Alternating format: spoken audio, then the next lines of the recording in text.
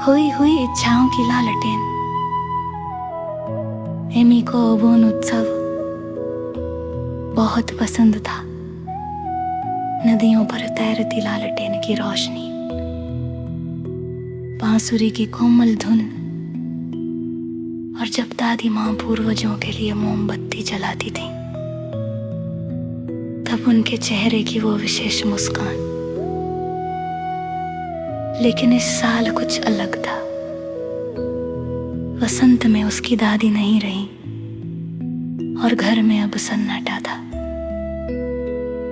Obon की रात Amy ने एक लालटेन बनाई जिसमें उसका और उसकी दादी का नाम लिखा था और उसे पानी में रखा।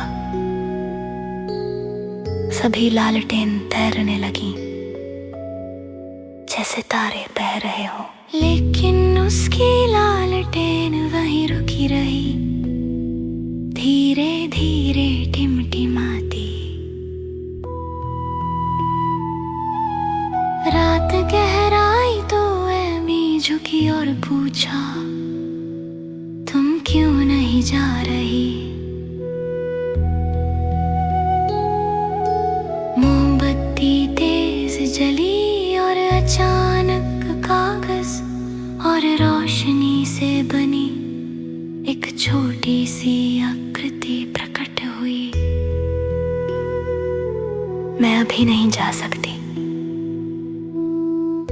उसने कहा, क्योंकि तुम्हारी दादी की एक इच्छा अधूरी रह गई। एमी चौंकी। कौन सी इच्छा?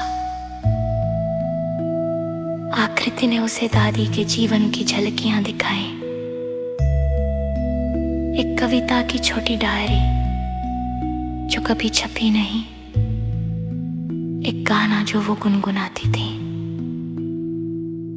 लेकिन कभी रिकॉर्ड नहीं किया, और एक पत्र जो लिखा गया लेकिन कभी भेजा नहीं गया। वो चाहती थी कि कोई उनके दिल की आवाज सुने। लालटेन आत्मा ने कहा। एमी ने नदी की ओर देखा, फिर आसमां की ओर। मैं मदद करूंगी, उसने कहा। अगले दिन उसने दादी की कविताएं इकट्ठा की, उन गीत को याद कर रिकॉर्ड किया और उनका पत्र गांव के चौराहे पर सबके सामने पढ़ा। लोग रुक रुक कर सुनते रहे, कुछ ने आंखें पोंछी, कुछ मुस्कुराए। उस रात एमी ने फिर से लालटेन जलाकर पानी में रखी। इस बार वो तेज चमकी और धीरे धीरे बहने लगी। आत्मा मुस्कुराई।